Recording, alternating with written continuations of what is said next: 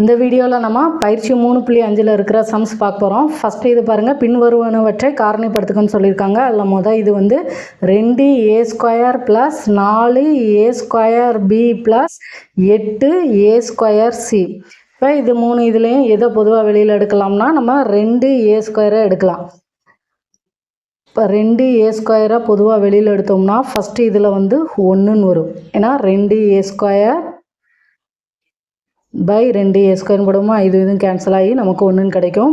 Plus இதில் 2a² பொதுவாக வெளியில் எடுத்துட்டோம். இப்போ 4/2னா 2, a² கேன்சல் ஆயிரும், பின்னு கிடைக்கும். அடுத்து ப்ளஸ் 8/2னா 4, a² கேன்சல் ஆகி சின்னு வரும்.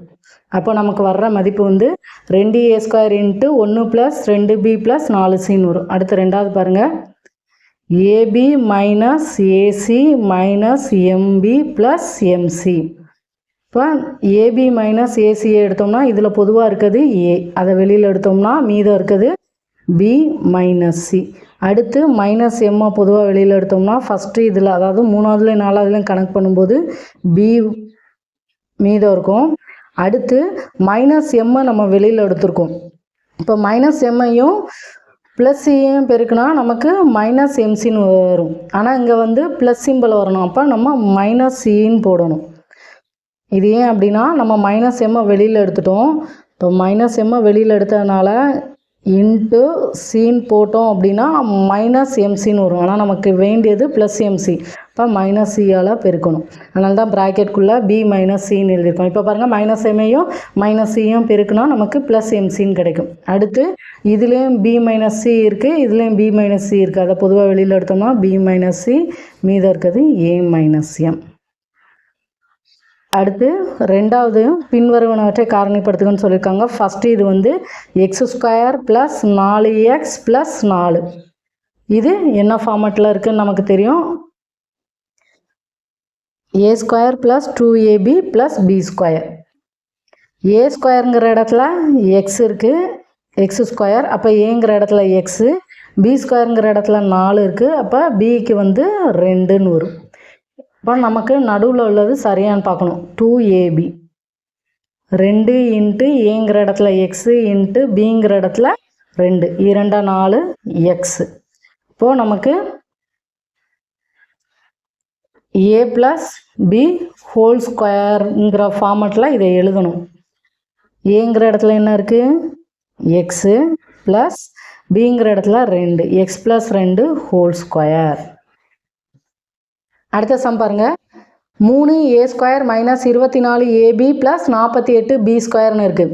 இப்போ 4ன்னு இருந்தால் 4a² இருந்ததுன்னா நம்ம a² 2a ஹோல்². அப்போ ஏயோட மதிப்பு 2aன்னு வரும். நான் இங்கே 3a² இருக்குது. அப்போ எல்லா இதுலேயும் 3 பொதுவாக வெளியில் எடுக்க முடியுமான்னு பார்ப்போம். எல்லாத்துலேயுமே 3 பொதுவாக வெளியில் எடுக்கலாம். 3 எடுத்தோம்னா a² - 8ன்னு வரும். ஏன்னா 3 வெளியில் எடுத்ததுனால 8ab + 48, 3ஆல் வகுத்தோம்னா ஒரு 3, மிச்சம் 1, 6 3 18, 16b² வரும்.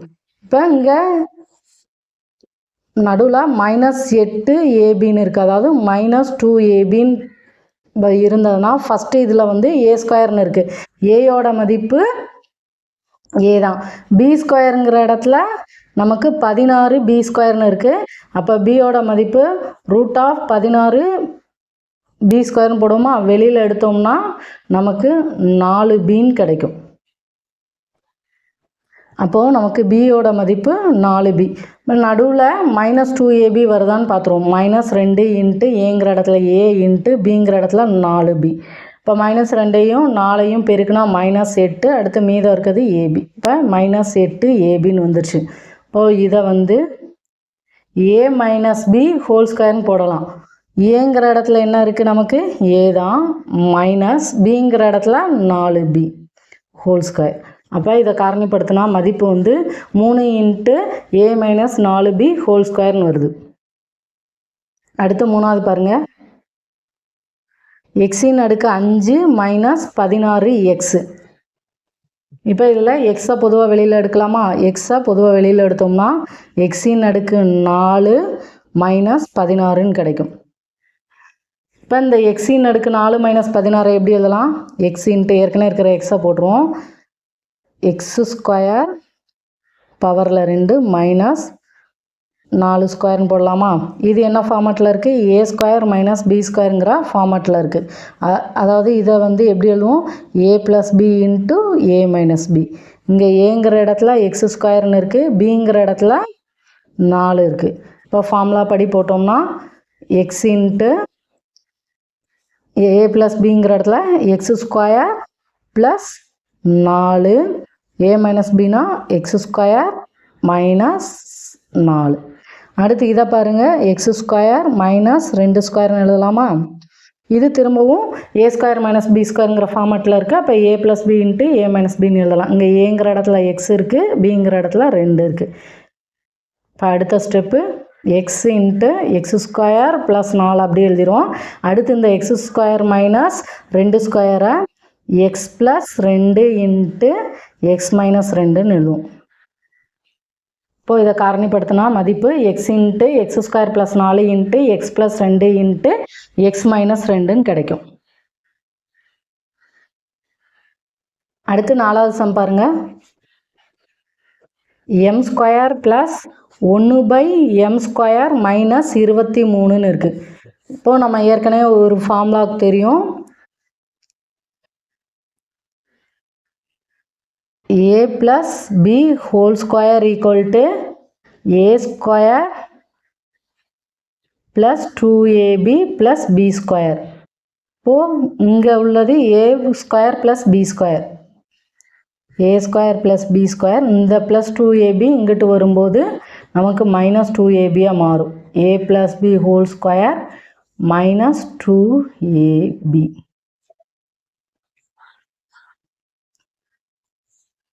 Minus 2ab.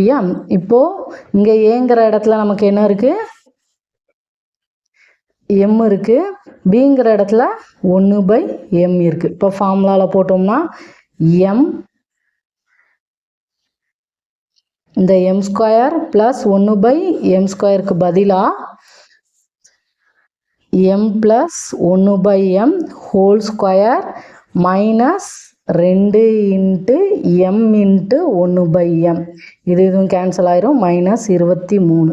இப்போ இதை கூட்டணும்னா m plus 1/m whole square minus 25ன்னு வரும். அடுத்து பாருங்கள், இந்த 25 நம்ம 5 ஸ்கொயர்னு எழுதலாமா? M plus 1/m whole square minus 5 square. இது நமக்கு என்ன ஃபார்மேட்டில் இருக்குது? A square minus b square ஃபார்மேட்டில் இருக்குது. இப்போ நம்ம எப்படி எழுதுவோம்? A plus b into a minus b. இப்போ இதை m plus 1/m plus bங்கிற இடத்துல நமக்கு 5ன்னு இருக்குது. அடுத்து into a minus bனா m plus 1/m minus 5. இப்போ ஃபார்முலாலாம் ஒரு தடவைக்கு 2 தடவை நல்லா படிச்சுக்கோங்க, அப்போ தான் சம்மெல்லாம் செய்ய முடியும். அடுத்த சம் பாருங்கள். 6 மைனஸ் 216 எக்ஸ் ஸ்கொயர்.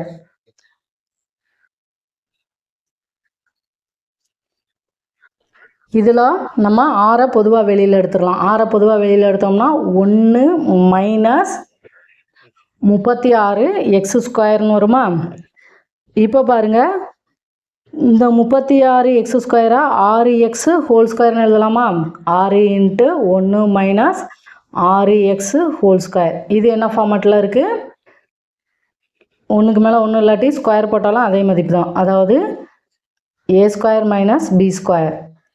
இதோட ஃபார்முலா வந்து ஏ ப்ளஸ் பி இன்ட்டு ஏ மைனஸ் பி. ஏற்கனவே இருக்கிற 6 போட்டுருவோம். இங்கே ஏங்கிற இடத்துல 1 இருக்குது, பிங்கிற இடத்துல 6x இருக்குது. இப்போது 1 minus 6x into 1 plus 6x.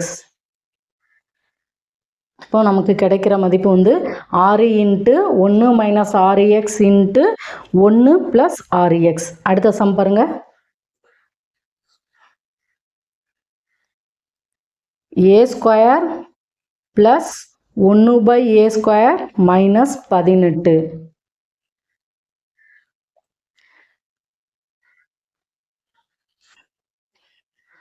இப்போ பாருங்கள், a ப்ளஸ் பி ஹோல் ஸ்கொயர்னு போட்டோம்னா நமக்கு a square plus b square plus 2ab. இப்போ பாருங்கள் நமக்கு இந்த இது இருக்குது. இப்போ 2ab இங்கே ஏங்கிற இடத்துல நமக்கு என்ன இருக்குது, ஏ தான் இருக்குது. ஆனால் பிங்கிற இடத்துல 1/aன்னு இருக்குது. இப்போ 2 இன்ட்டு ஏ இன்ட்டு 1/a போட்டோம்னா ஏ கேன்சல் ஆகி இந்த 2 இங்கிட்டு வரும்போது நமக்கு a + b ஹோல் ஸ்கொயர் -2ன்னு வரும். இங்கே -18ன்னு கொடுத்துருக்காங்க. -18 இந்த -2 போட்டோம்னா நமக்கு -20ன்னு கிடைக்கும். அப்போது இதை வந்து ஸ்கொயர் மதிப்பில் நம்ம மாற்ற முடியாது. அப்போ என்ன செய்யணும் அப்படின்னா, இன்னொரு ஃபார்முலாவும் நமக்கு தெரியும். a - b whole square equal to a square plus b square -2ab. இங்கே -2 இருக்கா, இன்ட்டு ஏங்கிற இடத்துல a இன்ட்டு பிங்கிற இடத்துல 1/a. ஏயும் கேன்சல் ஆகி -2ன்னு இருக்கும். இந்த மைனஸ் ஈக்குவல்ட்டுக்கு அங்கிட்டு போகும்போது a - b ஹோல் ஸ்கொயர் +2ன்னு வரும். இப்போ இந்த +2ன்னு போட்டோம்னா -18 + 2னா நமக்கு -16ன்னு கிடைக்கும். அதை வந்து ஸ்கொயர் மதிப்பாக மாற்றிக்கலாம். -16னா நம்ம 4 ஸ்கொயர்னு எழுதிக்கலாம். இப்போ பாருங்கள், அப்போ நம்ம இந்த இடத்துல இதை போடக்கூடாது, இந்த ஃபார்முலாவுக்கு தான் போடணும். இப்போ நம்ம என்ன எழுதுகிறோம், a - b ஹோல் ஸ்கொயர் +2. இது ஏன் போடுறோன்னு தெரியுதுல்ல. a - b ஹோல் ஸ்கொயருக்கு வந்து a square plus b square -2abன்னு எழுதுவோம். ஏங்கிற இடத்துல a தான் இருக்குங்க, பிங்கிற இடத்துல 1/aன்னு இருக்குது. ஏயும் கேன்சல் ஆகி -2ன்னு வரும். இப்போ -2 ஈக்குவல்ட்டுக்கு இங்கிட்டு போகும்போது நமக்கு +2ன்னு மாறும். இந்த +2 வர்றதுக்கு ஏன் போடுறோம் அப்படின்னா, இங்கே வந்து -18ன்னு கொடுத்துருக்காங்க. -18 + 2னா நமக்கு -16ன்னு கிடைக்கும். இந்த 16 வந்து 4 ஸ்கொயருன்னு எழுதலாம். அதனால தான் நம்ம இந்த ஃபார்முலாவில் போடுறோம். இப்போ a - b ஹோல் ஸ்கொயர், ஏங்கிற இடத்துல a மைனஸ் பிங்கிற இடத்துல 1/a ஹோல் ஸ்கொயர் +2 -18. இப்போ a - 1/a ஹோல் ஸ்கொயர் -16ன்னு போடுவோமா. இந்த -16 4 ஸ்கொயர்னு எழுதலாம். a - 1/a whole square -4 square. இது இப்போ என்ன ஃபார்மேட்டில் வந்துருச்சு, a ஸ்கொயர் - b ஸ்கொயர்னு வந்துருச்சு. அதோட ஃபார்முலா வந்து a + b into a - b. ஏங்கிற இடத்துல என்ன இருக்குது, a - 1/a plus b into a - 1/a minus பிங்கிற இடத்துல -4. இப்போ நமக்கு வர்ற மதிப்பு இதுதான். நம்ம சம்மில் என்ன கொடுத்துருக்காங்கன்னு பார்த்துட்டு எந்த ஃபார்முலா அதுக்கு தகுந்த மாதிரி வரும்னு பார்த்து செய்யணும். அதனால் சம்ஸ் எல்லாம் ஒரு தடவைக்கு 2-3 தடவை நல்லா செஞ்சு பாருங்கள்.